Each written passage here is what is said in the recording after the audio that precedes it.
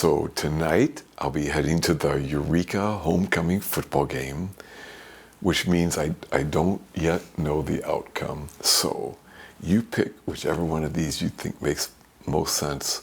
1, congratulations, you guys, great game. Or 2, hey, good try. I was so proud of you guys out there. Anyway, in any case, thanks for joining. I'm glad you're here. Here's the homily.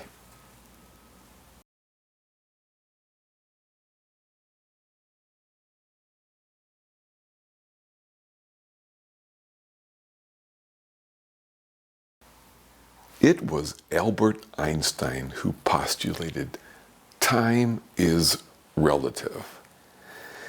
Now, in school, I liked physics, but I still remember finding it hard to wrap my brain around that. I mean, to this day, I find that hard. Time is relative? Anyway, I'm comforted to know that I'm not the only one for whom Einstein's thinking was sometimes tough. When Einstein was a professor, one of his students once said, hey, the question on this year's exam are exactly the same as last year.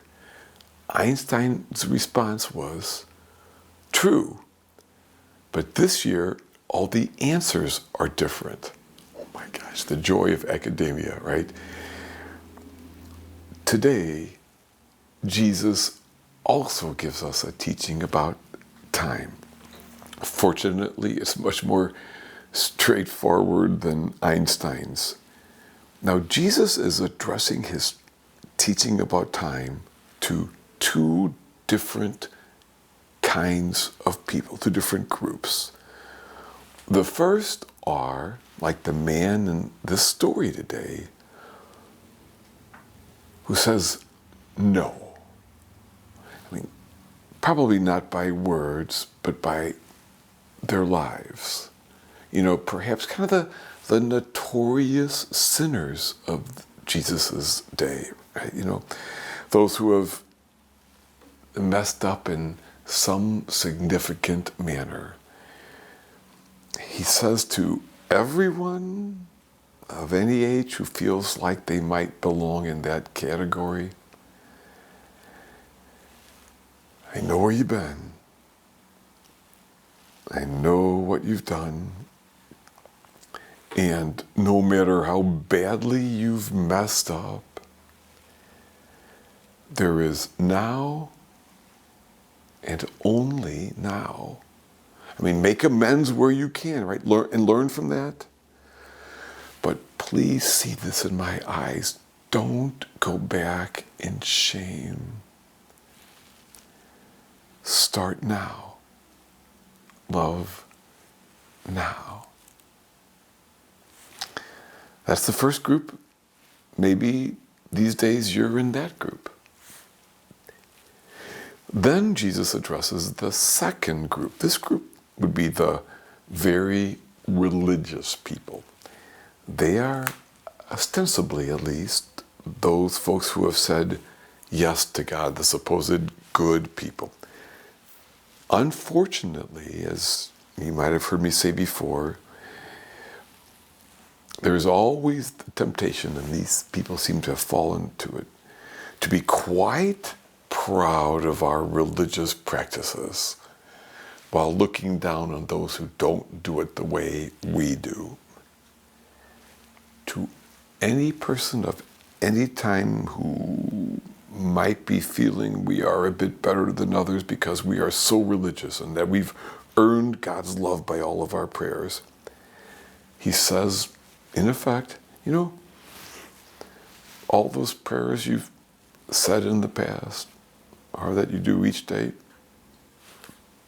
fine, I guess, right?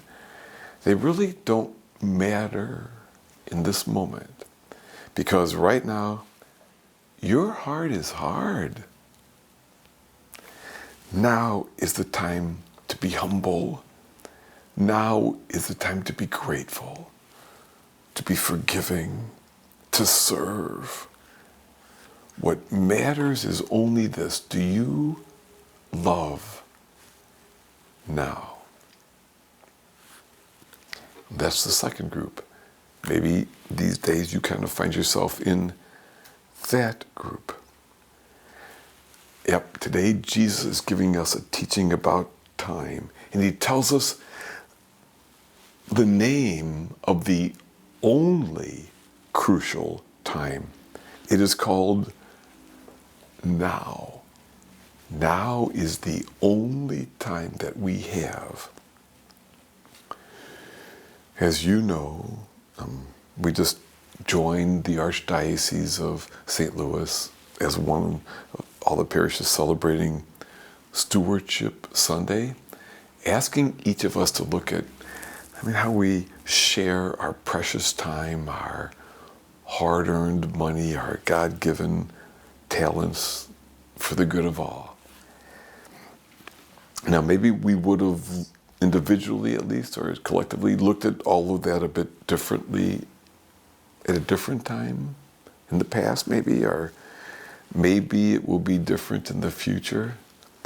But the question is always, what is God asking of me now?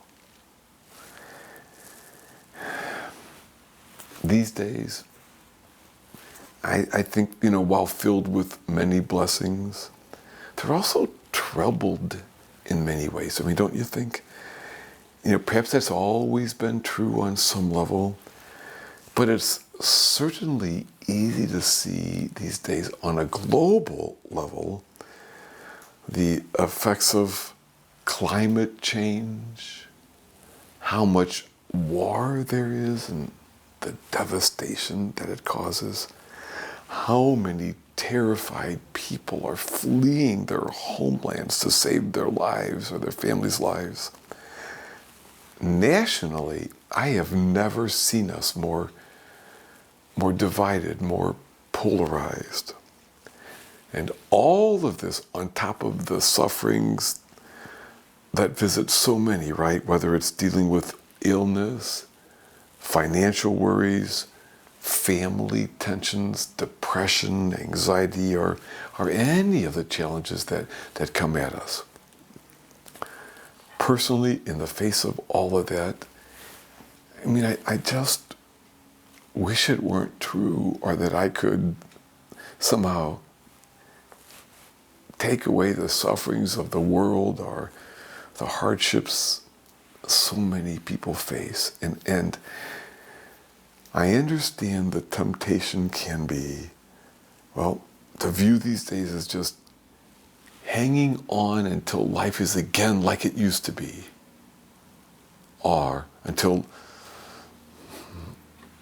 how life was always supposed to be.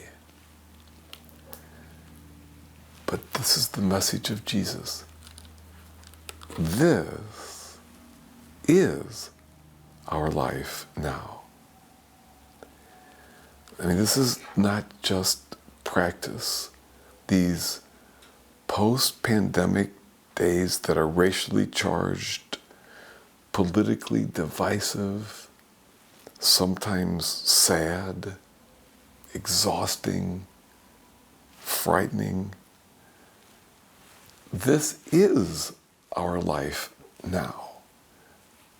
This is the time we have.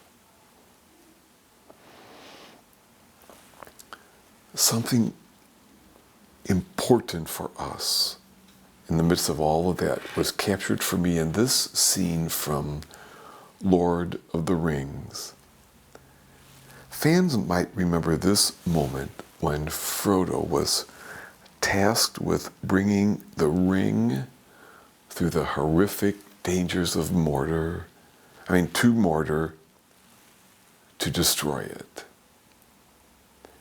And at one point he says, I wish the ring had never come to me. I wish none of this had happened. Gandalf, the wise wizard, says, so do all who live to see such times, but that is not for them to decide.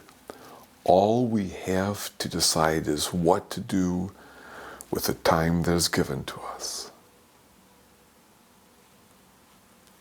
That's the invitation for you and me today. We have to decide what to do with the time that is given to us. In other words, how are you and I living now? Einstein said, time is relative. And Jesus, the next few days when you look at a clock or your phone or your watch to see what time it is, maybe try really hard to see if you can hear Jesus whisper the answer to the question, what time it is. Is it, Jesus will tell us, it is now. And now is always the time to love. Now is the only time we can love.